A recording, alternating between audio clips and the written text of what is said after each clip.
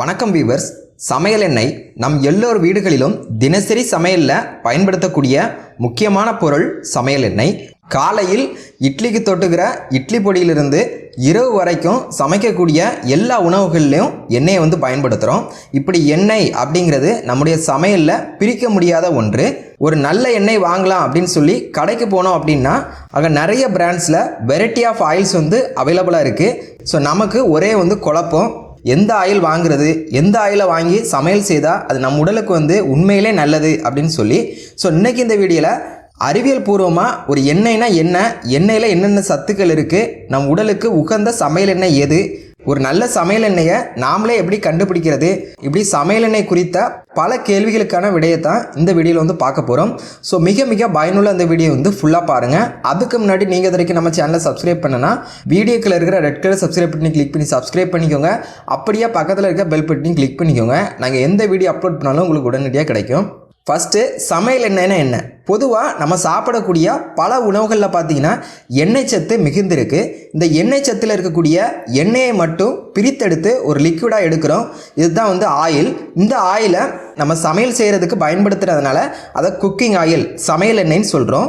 உதாரணமாக பார்த்தீங்கன்னா கடலையிலிருந்து கடலெண்ணெய் எடுக்கிறோம், எள்ளிலிருந்து எள்ளெண்ணெய் எடுக்கிறோம், தேங்காயிலிருந்து தேங்காய் எண்ணெய் எடுக்கிறோம். இப்படி ஒவ்வொரு விதமான எண்ணெய் வித்துக்களிலிருந்து எண்ணெயை பிரித்தெடுத்து அதை நம்ம சமையலுக்கு பயன்படுத்துகிறோம். அதுதான் சமையல் எண்ணெய். அடுத்து எண்ணெயில் என்ன இருக்குது அப்படின்னு தெரிஞ்சுக்கலாம். எண்ணெயில் பார்த்தீங்கன்னா பொதுவாக விட்டமின்ஸ், மினரல்ஸ், அதிகப்படியாக அதில் பார்த்தீங்கன்னா ஃபேட்டி ஆசிட்னு சொல்லக்கூடிய கொழுப்புகள் தான் நிறைந்திருக்கு. இந்த ஃபேட்டி ஆசிட்ஸ் சொல்லக்கூடிய இந்த கொழுப்புகளை ஷார்ட்டாக ஃபேட்ஸ் அப்படின்னு சுருக்கமாக சொல்கிறாங்க. ஸோ இந்த ஃபேட்ஸை பற்றி நம்ம முழுமையாக தெரிஞ்சுக்கிட்டோம் அப்படின்னா தான் நாமளே ஒரு நல்ல எண்ணெயை நம்ம கண்டுபிடிக்க முடியும். ஸோ ஃபேட்ஸ்னால் என்ன அப்படிங்கிறத பற்றி பார்க்கலாம். ஃபேட்ஸில் பார்த்தீங்கன்னா 3 வகையான ஃபேட்ஸ் இருக்குது. Saturated fat, unsaturated fat, trans fat அப்படின்னு சொல்லி 3 வகையான ஃபேட் இருக்குது. ஃபஸ்ட்டு பார்த்தீங்கன்னா சேச்சுரேட்டட் ஃபேட், இதை கெட்ட கொழுப்புன்னு சொல்கிறோம். ஏன்னு பார்த்தீங்கன்னா இது நம்ம உடம்பில் இருக்கக்கூடிய எல்டிஎல் கொலஸ்ட்ராலை இன்க்ரீஸ் பண்ணும். ஸோ இதனால் இதை பேட் கொலஸ்ட்ரால், அதாவது சேச்சுரேட்டட் ஃபேட்டி ஆசிட்ஸை பேட் கொலஸ்ட்ரால் அப்படின்னு சொல்கிறோம். ரெண்டாவது பார்த்தீங்கன்னா அன்சேச்சுரேட்டட் ஃபேட்டி ஆசிட். இதில் பார்த்தீங்கன்னா 2 டைப் ஆஃப் ஃபேட்டி ஆசிட்ஸ் இருக்குது. Mono unsaturated fatty acid, poly unsaturated fatty ஆசிட்னு சொல்லி 2 வகையான ஃபேட்டி ஆசிட் இருக்குது. இதை முஃபா, புஃபா அப்படின்னு ஷார்ட்டாக சொல்லுவோம். இந்த 2 கொழுப்புகளுமே பார்த்தீங்கன்னா நம் உடலுக்கு நன்மை தரக்கூடிய கொழுப்புகள். நம் உடம்பில் இருக்கக்கூடிய எல்டிஎல்னு சொல்லக்கூடிய கெட்ட கொழுப்பை குறைத்து ஹெச்டிஎல்னு சொல்லக்கூடிய நல்ல கொழுப்பை அதிகரிக்கக்கூடியது இந்த அன்சேச்சுரேட்டட் ஃபேட்டி ஆசிட்னு சொல்லக்கூடிய கொழுப்பு அமிலங்கள். மூணாவது பார்த்தீங்கன்னா டிரான்ஸ் ஃபேட். இது மிக மிக மோசமான கொழுப்பு. இதை பற்றி நான் வீடியோடைய கடைசியில் சொல்கிறேன். ஸோ அடுத்து நம்ம ஒரு நல்ல எண்ணெயை நாமளே எப்படி கண்டுபிடிக்கிறது அப்படிங்கிறத பார்க்கலாம். நம்ம வீடுகளில் பயன்படுத்தக்கூடிய எல்லா சமையல் எண்ணெய்களிலுமே இந்த 3 வகையான ஃபேட்ஸுமே இருக்கும். கொஞ்சம் கூட குறைய இருக்கும். உதாரணமாக பார்த்தீங்கன்னா நம்ம பயன்படுத்தக்கூடிய சமையல் எண்ணெயில் கெட்ட கொழுப்புன்னு சொல்லக்கூடிய சேச்சுரேட்டட் ஃபேட் அதிகமாக இருக்குது அப்படின்னா அது நம்ம சமையலுக்கு உகந்தது கிடையாது. நம் உடலுக்கு நன்மை தரக்கூடிய கொழுப்பமிலங்கள், அதாவது முஃபா, புஃபா, அன்சேச்சுரேட்டட் ஃபேட்டி ஆசிட், இது எந்த எண்ணெயில் அதிக அளவில் இருக்கோ அந்த எண்ணெயை தான் நம்ம சமையலுக்கு தேர்ந்தெடுக்கணும்.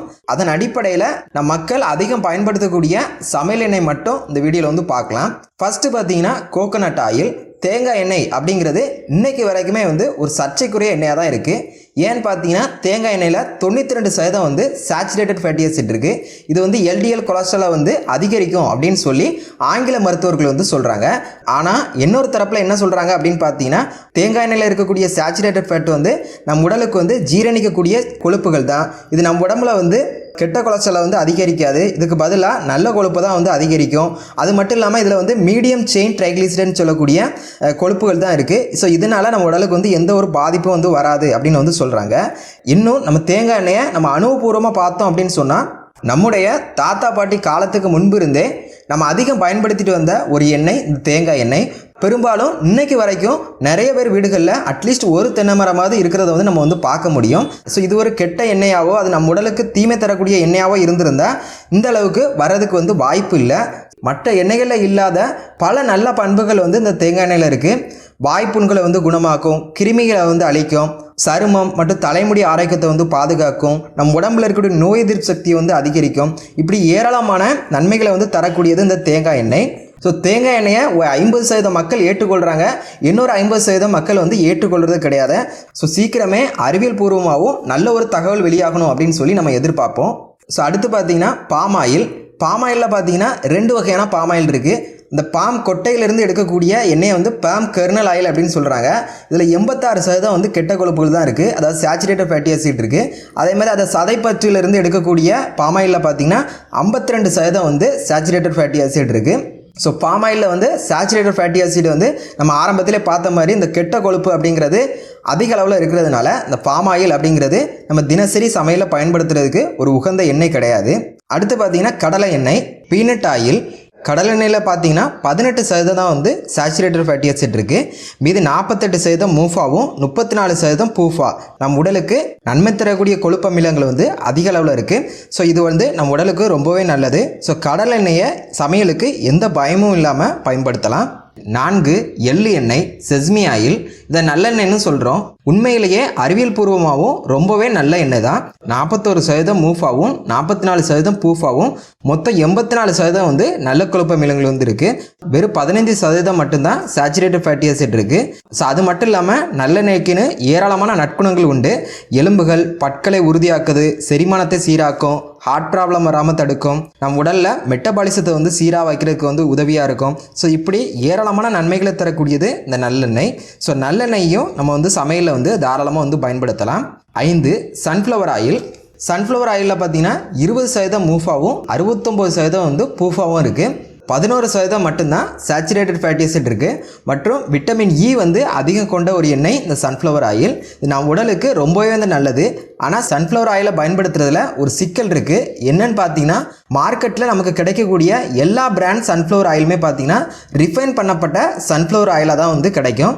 ஸோ ரிஃபைன் பண்ணப்பட்ட நம்ம சன்ஃப்ளவர் ஆயிலை வந்து பயன்படுத்தும் போது உண்மையாக நமக்கு எந்த பலனும் வந்து நமக்கு கிடைக்காது. பொதுவாகவே நம்ம ரிஃபைன் பண்ணப்பட்ட எல்லா சமையல் எண்ணெயிலுமே வந்து தவிர்க்கணும். ஏன்னு பார்த்தீங்கன்னா, சுத்திகரிக்கப்பட்ட சமையல் எண்ணெயில் பார்த்தீங்கன்னா மிக மிக குறைவான அளவு தான் வந்து சத்துக்கள் வந்து இருக்கும். எண்ணெயை ரிஃபைன் பண்ணும்போது பார்த்தீங்கன்னா அதில் அதிக அளவில் வந்து ஹீட் பண்ணி கெமிக்கல்ஸ், ப்ரிசர்வேட்டிவ்ஸ்லாம் வந்து ரொம்பவே வந்து ஆட் பண்ணுவாங்க. ஸோ இதனால் நம்ம உடலுக்கு வந்து ஏராளமான பாதிப்புகள் வந்து உண்டாக்கும்.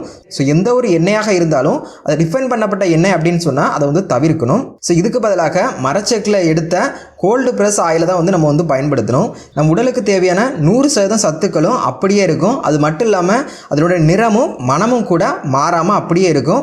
ஸோ எந்த ஒரு சமையல் எண்ணெயாக இருந்தாலும் அதை கோல்டு ப்ரெஸ் ஆயிலாக வாங்கி சமைக்கிறது தான் வந்து உடலுக்கு வந்து நல்லது. சூரியகாந்தி எண்ணெயை பொறுத்த வரைக்கும் கோல்டு ப்ரெஸ் சன்ஃப்ளவர் ஆயில் கிடச்சி அப்படின்னு சொன்னால் தாராளமாக வந்து பயன்படுத்தலாம். ரிஃபைன் பண்ணப்பட்ட சன்ஃப்ளவர் ஆயிலை வந்து பயன்படுத்தக்கூடாது. அடுத்து பார்த்தீங்கன்னா ஆலிவ் எண்ணெய், ஆலிவ் ஆயில். ஆலிவ் ஆயில் பார்த்தீங்கன்னா இருதயத்துக்கு ரொம்பவே நல்லது, ஹார்ட் டிசீஸ்லாம் வராமல் தடுக்கும் அப்படின்னு சொல்லி பலரும் வந்து கேள்விப்பட்டிருப்போம். உண்மைதான். 78% வந்து மூஃபான்னு சொல்லக்கூடிய மிக மிக நல்ல கொழுப்பமிலங்கள் வந்து அதிக அளவில் இருக்குது. 8% பூஃபாவும் 14% மட்டும்தான் வந்து சேச்சுரேட்டட் ஃபேட்டி ஆசிட் இருக்குது. ஸோ இது மட்டும் இல்லாமல் பாலிஃபினால் சொல்லக்கூடிய ஆன்டி ஆக்சிடென்ட் சத்தும் வந்து அதிக அளவில் இருக்கக்கூடிய ஒரு எண்ணெய்.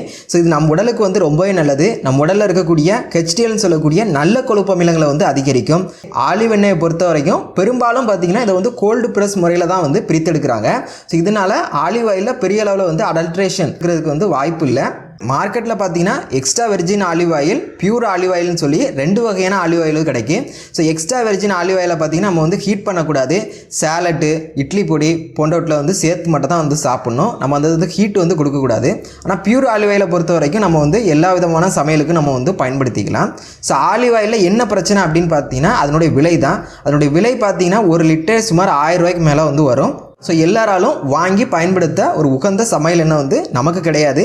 அடுத்து பார்த்தீங்கன்னா நெய்யிலையும் பார்த்தீங்கன்னா 60% வந்து சேச்சுரேட்டட் ஃபேட்டி ஆசிட் இருக்குது. 36% வந்து மூஃபாவும் 2% தான் வந்து பூஃபாவும் இருக்குது. ஒரு சில பேர் பார்த்தீங்கன்னா நெய் வந்து உடலுக்கு ரொம்பவே நல்லது அப்படின்னு சொல்லி ஏற்றுக்கிறாங்க. ஒரு 50% மக்கள் பார்த்தீங்கன்னா நெய் வந்து அதிக கொலஸ்ட்ராலை வந்து இன்க்ரீஸ் பண்ணும் அப்படின்னு சொல்லி அதை தவிர்க்கணும் அப்படின்னு வந்து சொல்கிறாங்க. ஆனால் பாரம்பரியமாக பார்த்தீங்கன்னா பல காலமாக வந்து நம்ம வந்து நெய்யை வந்து உணவுகளை வந்து சேர்த்து பயன்படுத்திட்டு தான் இருக்கோம். நெய்யில் என்ன சிக்கல் அப்படின்னு பார்த்தீங்கன்னா அதில் அடல்ட்ரேஷன் இருக்கிறதுக்கு அதிக வாய்ப்புகள் வந்து இருக்குது. அது மட்டும் இல்லாமல் விலையும் வந்து ஜாஸ்தி. 1 லிட்டரே பார்த்தீங்கன்னா 600 ரூபாய்க்கு மேலே வந்து வரும். ஸோ சமைக்கும் உணவுகளில் குறைவான அளவு சேர்த்துக்கொள்ள ஒரு சிறந்த எண்ணெய் நெய். ஸோ இது வரைக்கும் நம்ம மக்கள் அதிகம் பயன்படுத்தக்கூடிய ஒரு 7 விதமான எண்ணெய்களை வந்து பார்த்துருக்குறோம். ஸோ இதில் எது பெஸ்ட்டு, ரொம்பவே பெஸ்ட்டு அப்படின்னு பார்த்தீங்கன்னா ஆலிவ் ஆயில் தான். இதில் தான் 86% வந்து நல்ல கொழுப்பு அமிலங்கள் இருக்குது. அடுத்து பார்த்தீங்கன்னா ஆலிவ் ஆயிலுக்கு நிகரான நம்ம இடங்கள்லேயே கிடைக்கக்கூடிய ஒரு எண்ணெய் அது எதுன்னு பார்த்தீங்கன்னா அது நல்லெண்ணெய் தான். 85% வந்து நல்ல கொழுப்பு அமிலங்கள் இருக்குது. ஸோ நல்லெண்ணெயை வந்து நம்ம சமையலில் வந்து தாராளமாக வந்து பயன்படுத்தலாம். ஸோ அதுக்கு அடுத்தபடியாக பார்த்தீங்கன்னா 82% வந்து நல்ல கொழுப்பு அமிலங்களில் உள்ள கடலெண்ணெய். ஸோ இதுவும் வந்து நம்ம சமையலில் வந்து தாராளமாக வந்து பயன்படுத்தலாம். ஸோ நல்லெண்ணெய், கடலெண்ணெய் நம்ம இடங்களில் கிடைக்கக்கூடிய அந்த 2 எண்ணெயுமே வந்து நம்ம சமையலில் வந்து அதிகம் வந்து பயன்படுத்தலாம். ஸோ அதுக்கு அடுத்தபடியாக பார்த்தீங்கன்னா தேங்காய் எண்ணெய். தேங்காய் எண்ணெயை எந்த அளவுக்கு குறைவாக நம்ம பயன்படுத்த முடியுமோ அந்த அளவுக்கு வந்து குறையாக வந்து பயன்படுத்திக்கணும். ஸோ அடுத்து பார்த்தீங்கன்னா சன்ஃப்ளவர் ஆயில். சன்ஃப்ளவர் ஆயில் வந்து செக்கில் ஆட்டின சன்ஃப்ளவர் ஆயில் கிடச்சி அப்படின்னு சொல்ல நம்ம வந்து தாராளமாக வந்து பயன்படுத்தலாம். அது நம்ம உடலுக்கு வந்து நல்லது தான். ஸோ இதுக்கு அடுத்தபடியாக நம்ம நெய்யும் வந்து சமையலில் வந்து ஓரளவுக்கு வந்து எந்த அளவுக்கு குறைவாக சேர்த்துக்க முடியுமோ அந்த அளவுக்கு வந்து சேர்த்துக்கிறது நம்ம உடலுக்கு வந்து ரொம்பவே நல்லது. ஸோ இது வரைக்கும் எண்ணெயில் இருக்கக்கூடிய சத்துக்கள் அடிப்படையில் ஸோ எந்த எண்ணெய் உடலுக்கு வந்து மிகவும் நல்லது அப்படின்னு சொல்லி நம்ம வந்து பார்த்துட்டோம். ஸோ எண்ணெயை குறித்து ஒரு நல்ல ஐடியா கிடச்சிருக்கும் அப்படின்னு நான் நினைக்கிறேன். ஸோ இந்த வீடியோ உங்களுக்கு பயனுள்ளதாக இருந்ததுன்னா ஒரு லைக் பண்ணுங்கள். பிறருக்கும் பயனுள்ளதாக இருக்க கண்டிப்பாக வந்து வீடியோ வந்து ஷேர் பண்ணுங்கள். மேலும் இது போன்ற ஹெல்த் டிப்ஸ் தெரிஞ்சுக்க அழகி ஹெல்த் அண்ட் பியூட்டி சேனலை சப்ஸ்கிரைப் பண்ணுங்கள். தேங்க்யூ.